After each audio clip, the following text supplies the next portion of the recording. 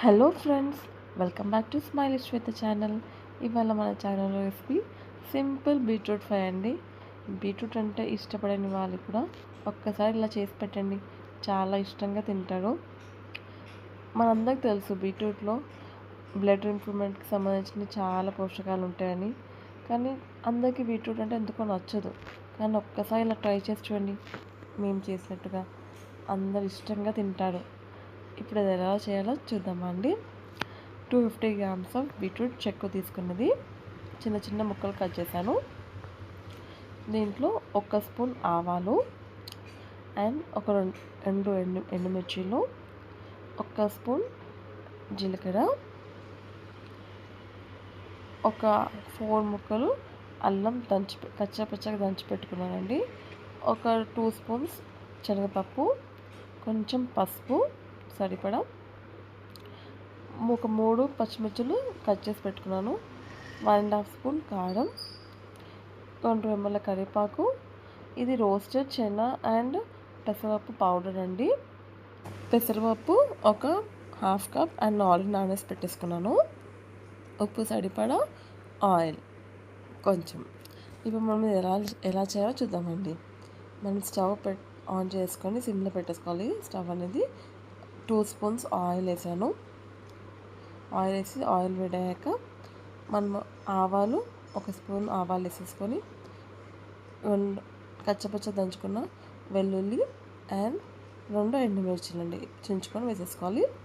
మనం స్టవ్ అనేది సిమ్లో పెట్టుకొని వేయించుకోవాలి. అలా చేస్తేనే మనకి పోపు అనేది కర్రీకి మంచిగా పడుతుందండి. ఇప్పుడు కొంచెం వేగాక మనం దీంట్లో శనగపప్పు యాడ్ చేసుకొని అది కూడా శనగపప్పు కొంచెం మనకి పచ్చివాసన పోయేంత వరకు వేయించేసుకున్న తర్వాత కరివేపాకు వేసేసుకొని మళ్ళీ ఒక్కసారి మిక్స్ చేసుకోవాలి. ఎవరైనా మా ఛానల్ ఫస్ట్ టైం చూస్తే ప్లీజ్ లైక్ అండ్ సబ్స్క్రైబ్. జీలకర్ర యాడ్ చేసుకోవాలి. మొత్తం అంతా సిమ్లో పెట్టుకొని మనం వేయించుకోవాలండి. పచ్చిమిర్చి కూడా వేసేసుకొని అది కొంచెం మగ్గే వరకు వేయించాలి. 1/2 స్పూన్ పసుపు యాడ్ చేసుకొని మళ్ళీ ఒక్కసారి మిక్స్ చేసుకుంటున్నాను. ఇప్పుడు మనకి చూడండి, ఇవన్నీ కొంచెం మగ్గిన తర్వాత మనం బీట్రూట్ అనేది యాడ్ చేయాలండి. బీట్రూట్ యాడ్ చేసుకొని మొత్తం అంతా ఒకసారి మిక్స్ చేసుకోవాలి. నేను 250 గ్రామ్స్ ఆఫ్ బీట్రూట్ తీసుకున్నానండి. సో మొత్తం మిక్స్ చేసుకొని దీంట్లో కారం యాడ్ చేసాక మనం దీంట్లో రుచికి మనకి సరిపడా సాల్ట్ యాడ్ చేసుకోవాలి. సాల్ట్ యాడ్ చేసుకొని ఒక్కసారి మిక్స్ చేసి మనం కొంచెం ఒక 2 to 3 మినిట్స్ దీన్ని సిమ్లోనే మగ్గించుకోవాలండి. ఇప్పుడు పెసరపప్పు యాడ్ చేసుకోవాలి. 2 to 3 మినిట్స్ తర్వాత పెసరపప్పు అంతా వేసేసి ఒక్కసారి మిక్స్ చేసుకొని మనం ఇంకా 2 to 3 మినిట్స్ దీన్ని కుక్ చేసుకుందాము. 2 to 3 మినిట్స్ తర్వాత ఒక గ్లాస్ వాటర్ అనేది యాడ్ చేసుకొని ఒకసారి మిక్స్ చేసుకొని మనం మూత పెట్టేసుకొని ఒక 10 to 12 మినిట్స్ వరకు ఉడికించుకుంటే సరిపోతుందండి. ఎక్కువ ఉడికించాల్సిన అవసరం ఉండదు. ఎక్కువ ఉడికిస్తే దీంట్లో ఉన్న విటమిన్స్ అంతా పోతుంది కదా, అందుకే మనం వాటర్ యాడ్ చేసుకొని 10 to 12 మినిట్స్ వరకు మనకు ఉడికిపోతుంది.